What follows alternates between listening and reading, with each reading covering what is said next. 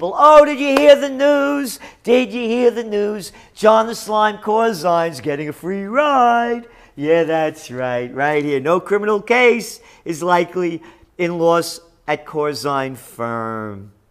After 10 months of stitching together evidence. This is nice. They stitched together evidence. Yes, yes.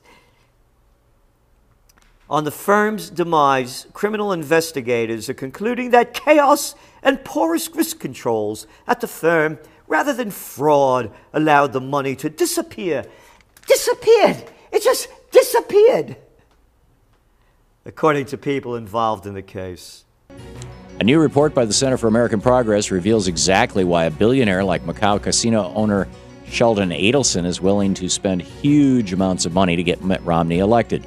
Adelson has promised to spend at least $100 million helping Romney win this election. That sounds like a lot of money, but considering the tax breaks he'll get during a Romney presidency, it's nothing.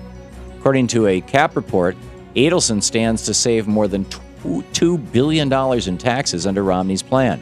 Thanks to Romney's cuts in the top income tax rate, dividends tax rate, and capital gains tax rate, Adelson stands to win big.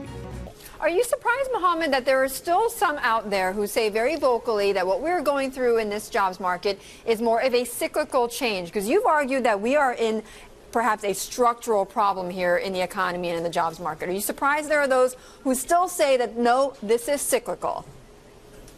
I'm not surprised because people define structural differently. But even those who say that, be it Chairman Bernanke, be it Professor Krugman, they acknowledge that the longer this problem persists, the greater the risk that it becomes structurally embedded into the economy. So even they say, yes, it's cyclical, but be careful because it will become structural. We worry about labor participation rates going down to multi-decade levels. We worry about the unemployed teenager. We worry about people with high school diplomas that have an unemployment rate 3 times as much as those with college degrees. All these are really concerning issues, and they're particularly concerning for parents like you, me, and others, Betty. This is the first time that our children's generation may be worse off than their parents. So this is a real big issue. But they have a headline right now, Made Off Men.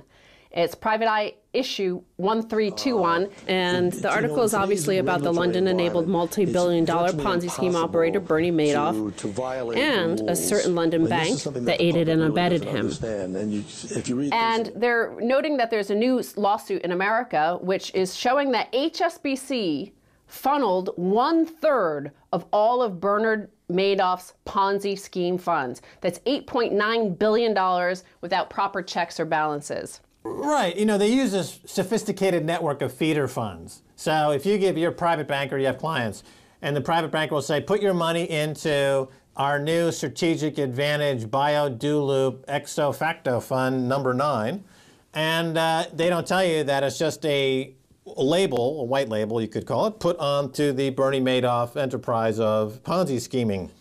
And they do this many times. They're all feeding into this one main river of fraud called Bernie Madoff. The reason why they have so many different funds and so many different names for so many different funds and so many different feeder funds is so they can sell the same customer the same thing over and over again. So the same high net worth individual will be saying, oh, I've got 15 funds, and they name them all in their statement. 10 of those funds could be just different names for the same fund, which is called the Bernie Madoff Fraud Fund. In this particular case, so the feeder funds feeding through HSBC were actually marketing their material to high net worth individuals, Henwees, across Europe.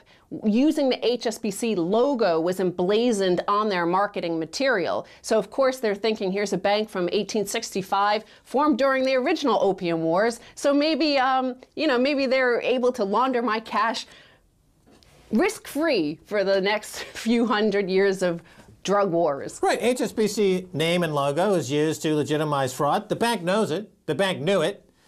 It's the same way that Moody's, S&P, and Fitch used that AAA rating bond rating to legitimize bonds that were sold to Greece that were worthless, that bonds sold all over Europe that were worthless, bonds sold all over America, collateralized debt obligations, mortgage-backed security bonds that they knew were worthless, but they put the AAA rating on it to They're part of a fraud. They're part of a syndicate. They're part of a racket. Say HSBC is a racketeer for 150 years. This is one of the dirtiest banks of them all. You talk about sacrifice zones in your book, and you talk about heroes, like one we had in our news headlines today, Larry Gibson of West Virginia, who just died. Yes, and we open the chapter on West Virginia with Larry, who saved the top of his mountain, his boyhood home, hundreds of acres around him devastated in mountaintop removal, a process by which you blow the top 400 feet off of mountains, poison the air, the water, the soil. I mean, nothing can be reclaimed. Joe and I flew over the Appalachian Mountains, hundreds of thousands of acres gone, which will never come back. This is what, you know, we went to these sacrifice zones to expose what unfettered, unregulated capitalism, what this utopian ideology of kneeling before the marketplace actually does. And we wrote it off the ground for that reason, because you can't argue with it, finally. And what it does is essentially destroy human beings. It's an act of violence.